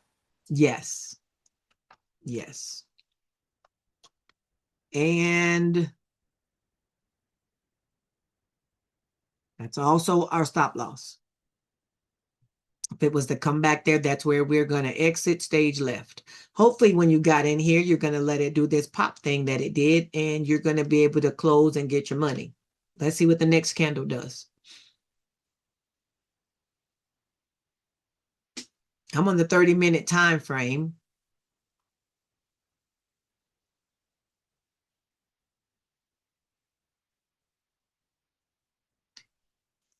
I didn't want that many days. It don't jump to another day. Okay, let me go, because by now you definitely, I go into the close and I'm probably on the 5-minute time frame. I'm definitely on the 5. By the time we get to close, I'm on this much smaller time frame. Let me see, is that the close? That's the 4 o'clock. Okay. So it closes, the price closes at 69.32. So it doesn't come back down here. Okay. We entered based on that pause there and then rode it into the close in this case.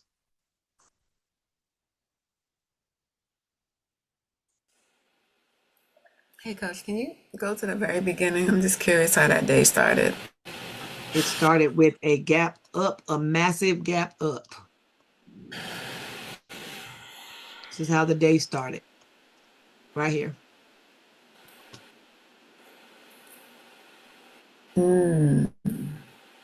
That was the start.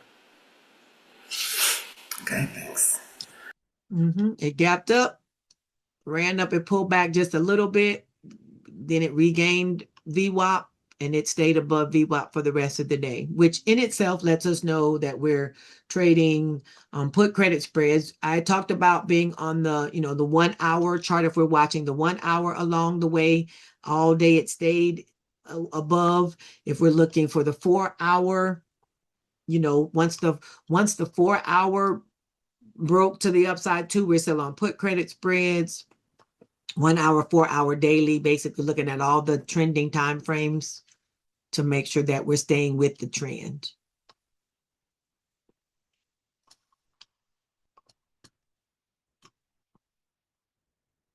Okay.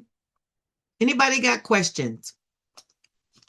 Again, I'll make sure that we have the slides that go along with what are our pauses looking like. SPX doesn't generally, we can go back to looking at the number of days when it just flat out trends, and it generally does not just trend in one direction. Most days there is a reversal, which that's how we normally trade it. We normally get our reversal time in. Almost every day we can go back and look at SPX. It's going to do something, then it's going to revert back a little bit. Some days it does, and then it goes down some more, which we see that. But most days we're going to see some type of reversion. But on the days when it doesn't do that, we want to be ready with us. We want to have some tools in our tool bag too. Can you go back to Thursday? I'm curious how that day started. Thursday was the 12th.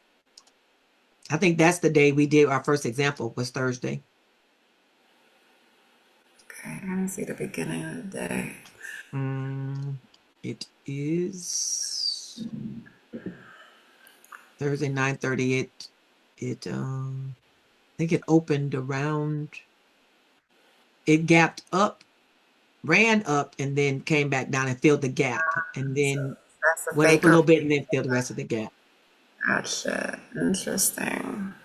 It did gap up on Thursday. Made everybody think it was going somewhere. Gotcha. All right. No wonder. Okay.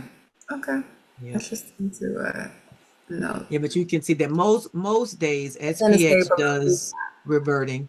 Huh? But then it stayed below VWAP the rest of the Yes. day, correct? The rest of the day it stayed below VWAP. Mm-hmm. Good. Mm-hmm. Actually, when did it start? Excuse me. When did it start falling? Thursday? Like the Um, third 10:30, I think it was. okay, 10:30. Right around that time. It was, or maybe it actually started falling before that because it gapped up and then it was before that. If I did a replay, it was before that. Hmm. Start new Thursday was that's Friday. Nope. Yeah, Get to a different time frame. Friday the 13th. Friday the 13th. Who knew? we got two more to come. March and November. Mm. Where am I? Okay, come on, help me. There we go. The Thursday. What are you doing? Here we are. Pick your candle, select your bar, okay? So And there it was gapped up. any news Thursday morning. That was news at the unemployment, and it was good news. So it Really? gapped up. It gapped up and then ran up. There's a pretty big wick here. Well, what's It was employment, non-farm employment or something like that. Or it was good news initially, but then they said, oh, but then the people said that even though it showed that we had more jobs, I'm talking about jobs numbers were added, and there were a whole bunch more jobs added than they anticipated. added more So then they were jobs? like, okay, this means that we most likely won't have another rate cut, and then that's what brought it down. Fair enough. So the price gapped up, and then it ran up, and then after that, this is 9:30, but then so this is 9:30. This is 10 o'clock. I mean 9:35. This next candle is 9:35. That doji thing. Okay. So this is 9:40. Wow. Yeah, so it started falling soon after that. Okay. All right. Yeah. So not far after. All right. Yep. So by 9:45, it was coming out of the opening range to the bottom. And I just thought it was just going to fill the gap, which it did. It filled the gap. And then it did, after filling the Globex gap, it did give a little pop like it was going to go back up a little bit. It gave a little, maybe we'll do something. It dropped a little bit, said, oh, I can gap see how that's filled. misleading. Okay. I can see how that's misleading. All right. And what time? It was So, definitely misleading. Then it so popped before. back up. Okay. That green candle and then the red candle, but that red candle to the right of that green is before 10 o'clock. Yeah, this is 9:55. Yep. Oh, you on a 5 now? I'm about to say, how does that work? Okay. On a You on 5-minute. Gotcha. Yep. And then after the gap was filled, because the gap is actually filled here, but then so we got a nice green candle right after the gap was filled, Okay. making you think it was going to go up, and Yes. it basically Okay. I went can see. right back to VWAP and then reversed is what it did. It went to VWAP and said, yep, we've gone up high enough. Got it. Yep. And fell down some more. 3 expanded and said, I've done enough. I've done my work for today. And there's that. PMG. Yep, pretty much. Got it. Pretty much. Well, we'll take it. I'm not gonna be mad. Y'all actually blessed me on Thursday because y'all were chatting so much. My phone was on. I was like, why is this thing? I forgot to turn it off. But then I saw it and I was like, oh, free money. No, I mean, it's your money. All right. Oh, But goodness. yeah, that morning, that start would throw people off. Okay, I was curious how it started. All right. Yeah, definitely would throw people off. Avery, what was your question? Yeah, I noticed that you put in some trades for like MU was one of them. Like I noticed you calling trades on some other like tickers, and I was Mhm. just wondering what's your mindset when you're looking to trade like weeklies on tickers other than SPX, IWM. Like, are you just looking at Strat Yeah. on the weekly or and making a choice there? I just was trying to get into your process of selecting some of these tickers. Yeah, I'm in a Discord group where they trade as buyers, of course, and I trade as a seller.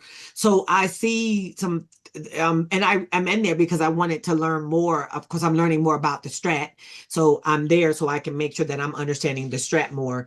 And the failed two down is kind of one of the primary things that is discussed and learned and taught inside of that Discord.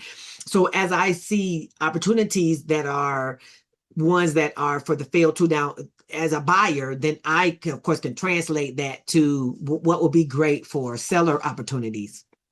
So that's why you're seeing more seller opportunities on things that are non-SPX. I Got think you. I'm probably one of the only people in that Discord that's trading SPX. But that Got doesn't mean you. that there are opportunities that are popping up that I think we can capitalize on. But we had a Understood. couple Understood. last week that kind of got us, like that Meta one. Oh my goodness, Meta dropped the bottom out, and I think we had us in some put credit spreads. But yeah, that's why I say just take these, and I'm not managing them per se. So they are. I may offer not opportunities, but I'm not trying to manage them inside of our. That's not what our focus is. My focus is not watching those per Got se. you. So I don't want anybody thinking I'm going to also give all the alerts along the way. Exits. I will say something because if I'm in, generally if I mention it, I'm in it. So that's why I will also say something that, okay, I'm go ahead and close that up because when I'm leaving, I'll let you know I'm leaving. Yeah. Or you, Sure. or you could put an asterisk. Which means that I'm not Yeah, managing this for yeah, you. but just let us know what your symbols mean, because I could see you being busy and like to type it all out, like come on. But yeah, Yeah. if you put, an asterisk or I don't or a dollar sign, I don't know. Hmm. Something that says Yeah, some you kind of got to symbol manage on or your own. at sign, at your own Mhm. risk, or I don't Yeah. know. But yeah, I Mhm. get you. you typing and Yeah. you in class and it's like, well, I'm throwing it out for you, but please do your own due diligence. Right. Yeah. Hmm. Yep. I'm I'm uh I'm curious. Is this the space that I could ask you like um if I present to you a ticker and I'm like interested in buying shares, like if you say, could I get your assessment? Say, hey, based on the chart, this looks like a good level to just buy some shit. Or I mean, we can what? always talk about it. Am I? Yeah. Okay? Yeah, we Because can always talk about it. I'm bullish. I'm bullish on Amazon, Are but you it's not. already? I think it's not ready yet. It ain't showing me no kind of I don't think bullish. Amazon is ready yet. Mm-mm. I thought it was going to be when it came out of earnings. It looked like it was ready to do some stuff out of here, but then it fell right back through. I mean, if you think just from a strat standpoint, it's now below 199. It's not. I don't think it's ready quite yet. Okay. Just Okay. my, I mean, it really. How I mean, you want it longer term. Yeah, I want it longer term. Yeah. I don't think it's at a buy. But it's kind of, yeah, it's not. I don't think it has stopped itself yet. Let me clear these off because it's got a lot of drawings on it. If we go back to like a weekly, let's go look at some other times. But to me, it's still kind of selling. You see, from a strat standpoint, where it's a two down, two down, two down, two down. Yeah, yeah, If we were yeah. trading it as credit spreads, I mean, we would be in call credit spreads. We Call wouldn't credit be spreads. if we don't see a reversal.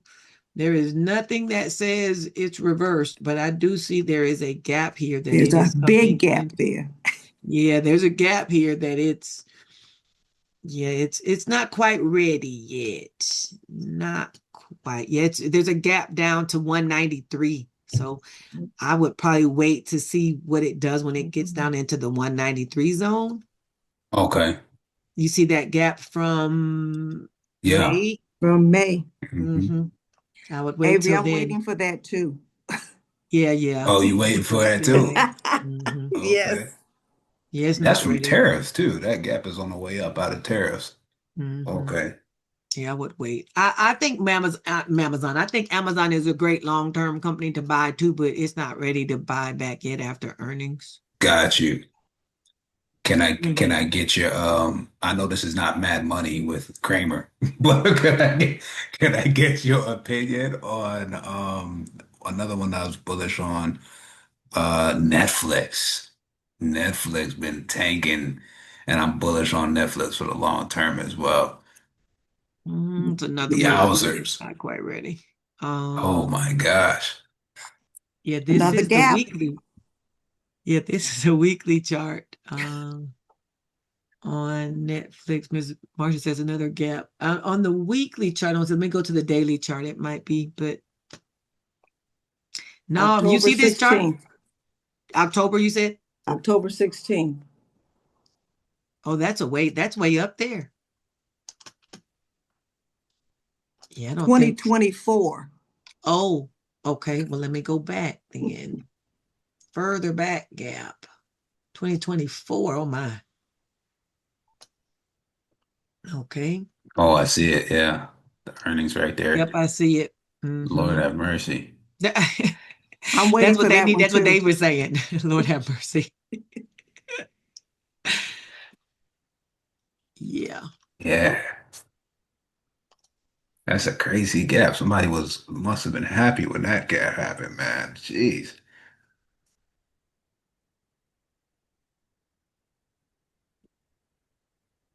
Yeah. Netflix is another one I think will be good longer term, but I don't think it's quite. Now you could, of course, it can be dollar cost averaging in if you just, Okay. you could, if Yeah. you just, you know what I'm saying? If you just, I would say if you just want to be spending your money, Just buy a little bit, but buy a little bit. you could dollar cost average into it, Okay. buy a little bit, little bit, or just Cool. wait till it gets, or just wait until it does something down here because it's again nothing about this structure is saying buy me. Thank you. Nothing about this. If we were looking at this, we wouldn't be trading put credit spread yet because this is not. If you were trading this for the day trade, you don't see anything that says reversal. Thank you. Yeah, I have this little bug in my ear that says, "Oh, these are quality companies that are They trading at a are discount. true. Buy. What Yeah, are you not yet though. doing? Hmm Buy." You know what I'm saying? Not yet. So for sure. You're right about that. They are quality companies that I believe you can buy at a discount. It's just not yet. Mm, Actually, there we go. I think I've had a little bit. So Netflix did seem like it came out a little bit on Friday. This is daily. So it's on a one candle for the day. I mean, it could potentially continue to move up from here. It's got a gap above. It could, but if you're buying shares, you could dollar cost average. But as far as the month, okay. the week, and the quarter, it's still red. But on the day, it's Got you. green. It was green on Friday. Thank you for Hmm But yeah. I mean, look, when you're looking at any ticker, when you're looking at a ticker, think about it. What if I was looking at this ticker as a day trade? If you're looking at that chart as a day trade, think about, do I see this as entry? Would I enter this as a put credit spread or a call credit spread on the daily? Just look at these. Think about if we were looking at this like SPX right now, this is what we saw. What would you be doing right now if you were looking at this and it was SPX and it was the middle of the day? This is a one and candle beach, one right? We candle beach is do nothing, Yeah, one right? candle to do So nothing. yeah, so I'd be doing nothing. But if I saw a break to the downside of that one candle, I'd be putting in call credit spread. Right. And which means if you were going to buy shares, you wouldn't be buying any yet because it was still going to the downside. But you can For do sure. call credit spreads on it. So if you saw that if it broke to the downside, you could be like, okay, then it could be ready for call credit spread. So you could do call credit spreads if it broke beyond here. And if it broke, basically if it broke, this is the call credit spread entry. This is kind of backwards for us because we needed to break to the downside for a call credit spread entry, and we needed to break to the upside for a put credit spread entry. This is the break going upward is your put credit spread entry. If you were trading it as, in spreads. If it goes up out of that one, that's put credit spread entries. If it goes down, that's a call credit spread entry, and you're going to get beyond either of those with your strikes. Absolutely. Mm-hmm.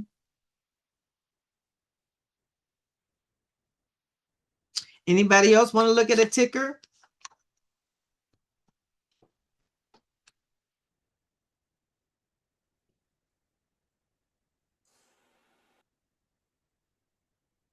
In a couple hours, I'll probably wearing down. Like, we got places to go tomorrow, lady.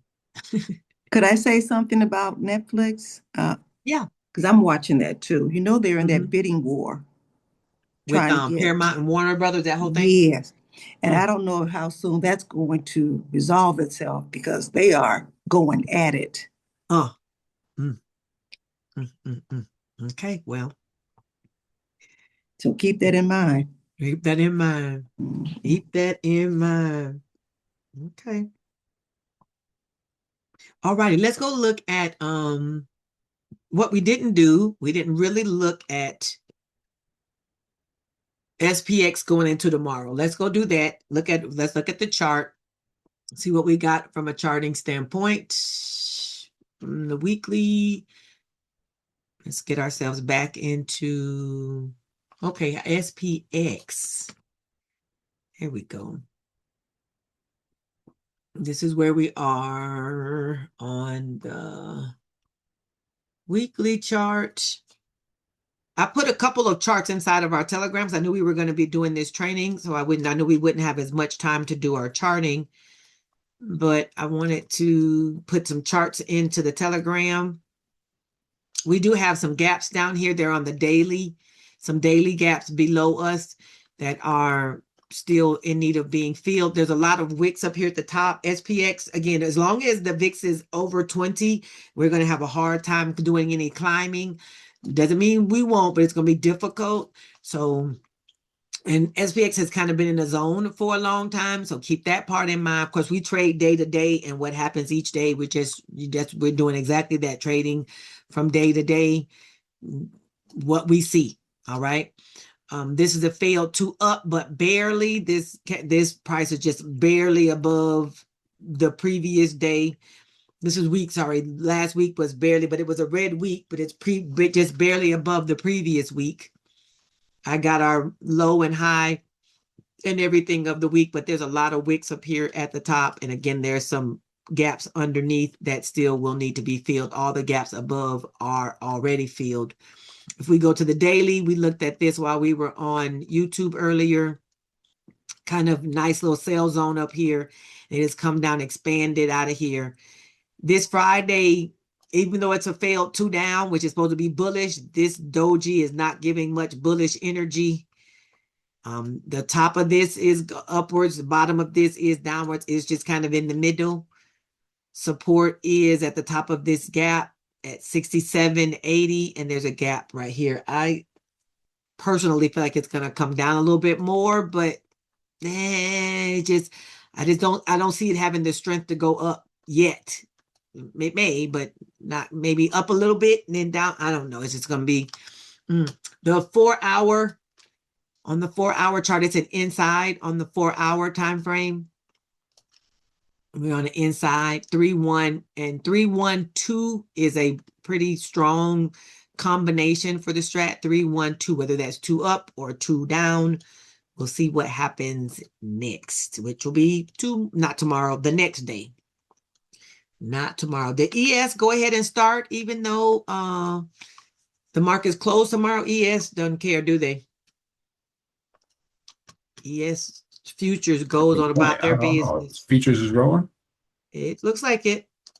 68, 64. We're about 15 points below that. So SPX, if it was running, would be like 68, 50, something like that.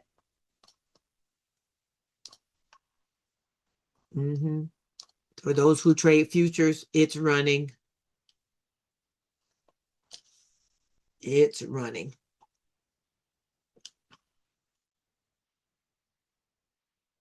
There are folks who love futures. And it's doing its thing.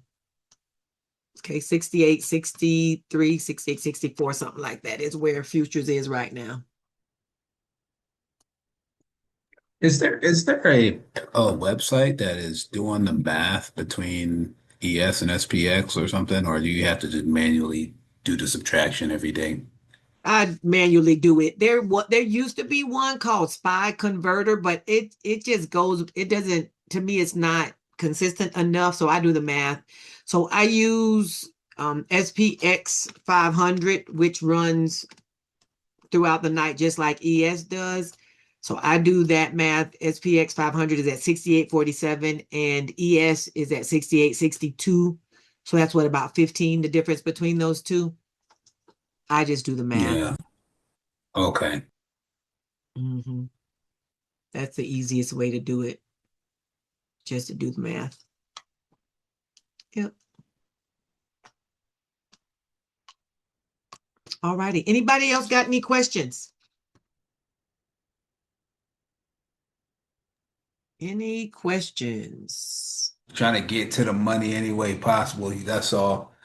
No questions, no questions. Just trying to stay green. You know what I mean? Trying to get an A on my report card. That's all. Yes, we're definitely trying to stay green. PDT hack. Listen, that SPX 500, which one did you use to convert it to? I just type in SPX 500. Is there? Because there's a bunch of them on trading. Well, let me type in SPX 500. I usually, the top one is the one that the CFD SPS. CFD? Okay. Yeah, okay. CFD, the Forex.com over here. It's just the top one for me. It's just when I hit it, it takes that top one. But you're right, because if you pick a different one, the numbers are different. Mm-hmm. Okay, thank you. Yeah, I do that first one. Next time, Coach, one, thanks. I appreciate this always when you put out your PowerPoint. But the GEX, yes, I know you say it's like it's a oh jeez, my brain is going. The dots are before. Oh no, the dots mean that's where it was, correct? The different color dots. Right. That's what I'm trying to mean. Those things. Yes. So that's where it was. Yes. All right. Because it says up here at the top, it'll say like 5 minutes, 1 minute prior, 5 minutes prior. It's like ago. Before, but it's not until you brought it up. I mean, I like I said, I never paid attention to the dots before. I just see the movement of where either volume or OI is, and gauge that. But you seem to really take a liking to this particular chart, so I was like, well, then I need to start liking it too. All right. But yeah, I never, like I said, I didn't pay attention to these dots before. I mean, I don't know if I necessarily needed a dot to tell me that it changed, but I get it. Yeah. I think for me, the reason I like the dots is we can see that it's changed. The reason I like the dots, sometimes it'll be here, but then the line will have grown out here. Like, okay, 5 minutes ago it was here and now it's bigger. That to me is of interest. Or it was here and then now it's gotten smaller. So when it gets smaller too, you kind of want to know, because you might be thinking, like, let's say 68.50 was the big number, but then now it's getting smaller. That means that there's less of a chance of it going as high as 68.50 if it's getting smaller. So it may not climb. Maybe 7,000 was the big line at first, and then as time passes, the dot it's moving smaller. That means it's not as many people are there. So it may not go as high as 7,000. So that's why I like to see that the dot is out here and the line is in here. That means 68.20. The likelihood, if the dot is out here, right? If the dot is out here, but the line is in here. That means that it's gotten smaller. That means the likelihood of it getting down to 68.20 is lower because it was here, but now it's in here. It's But gotten smaller. that green 68.20 means what? Now, see, I don't know about that. That's a good question. I've asked that question myself, but I haven't followed it through to find out what makes this green Or is that and like why the is this red? yeah, Yeah, okay, I think I would call if that's a buy, like where a bunch of the buyers are, or could be. But I see down here like 68.20 is 5 minutes ago, 10 minutes and 15 minutes. That 68.20 is here. So max change, maybe that means that it's the maximum change by GEX, and maybe that's why it's there. Because 68, 20, 30, and 50 are all down here, and 20, 30, and 50 are all here. Hmm. And I don't know, like you said, does green mean that more bought things are there, and red means more sold things are there? That's a good point. Um, what day is this? Friday. This was Friday. No, it was a different Friday at day. 3:58, by the way. Oh, And price closed in the 32. So this might have been more sold things were happening here. yeah, price closed at 36. Yeah, you're right, 36. Mhm. And the sold, so that may be the red, may be the sold. So in between those two, that might be useful information. Yeah, I don't think it was Friday. It might have been Thursday when Gamma showed those small greens kind of showing, and I think chat was saying it's trying to stabilize and get back there. That's where like these market people are, like the big, but you always say it's trying to pull it back to not quite on the VWAP side, but it's always trying to, pull back or get back to. So that's what that showed, I think, a little bit on Thursday when it was all down, and then they had like these small greens kind of in the middle of the road, which was weird. Okay. Yeah. Okay. Yeah. Yeah, we'll definitely keep using it and keep talking about when we have questions about how do we use this chart, because I think it's a lot of information there that we can benefit from. For certain. All right. Well, you have a good day at school tomorrow. Yep, I got to teach at 12 o'clock. And I will do that. I will do that. Test this week, so I got to start prepping them for their test on Friday. They got a test this coming Friday. The test you won't be at. Oh, no, they have a TA for that. Yeah. A TA for that. Now I'll get them ready, and then you're on your own. I won't be there. We just make sure the TA gets the key to the door and opens the class. Yeah. Our TAs, they haven't had any problems up till now, so there's been no issues this semester with that. That's good. Yeah. All right. Have a good All righty, weekend. everybody. I have when a this question. renders, go ahead. I have a question. So, okay, now you said, and I like that chart. The chart you showed us about the time frames of the day.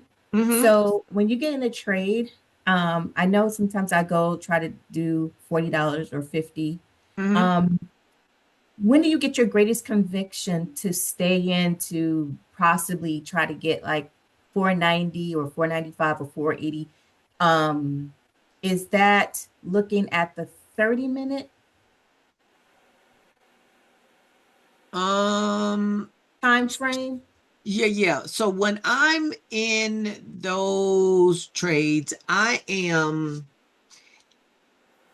I'm in the PDT hack, I'm looking at the 15-minute time frame, and I'm just watching that one. So I'm kind of watching multiple time frames to see how long I can ride. Okay. Okay.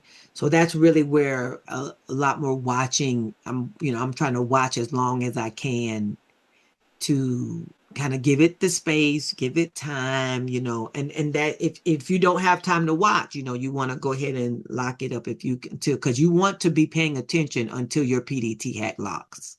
Right. Mm-hmm. Okay. Yeah. All right. Yeah. Thank But you. it's just, yeah, because I've cut them off sometimes too short. Like I've done the 480 and then like this could have gone all the way to 495. But Right. yeah, Right. yeah. Right. So sometimes though, like this is what I'll do sometimes too. If it gets, I might put in 480, and if it looks like it's kind of get to 480, I'll change it to 485. And then I'll Okay. see how it does around 485. If it's dancing around 485, I'll move it to 490 and see how it's doing. Now, it Okay. seems like the feels on the PDT hack seem to do better on Thinkorswim than they feel on Trader. They seem to be feeling a little slower on Trader. So I don't really try to give them a whole lot of time. If I put it at 480, 485, I'm trying to go ahead and let them feel, because they seem to take a little longer to feel that PDT hack than I want it to. But I try to hold out for them extra $5. Okay. Thank you. Uh-huh. I'm sorry, say that again, Coach.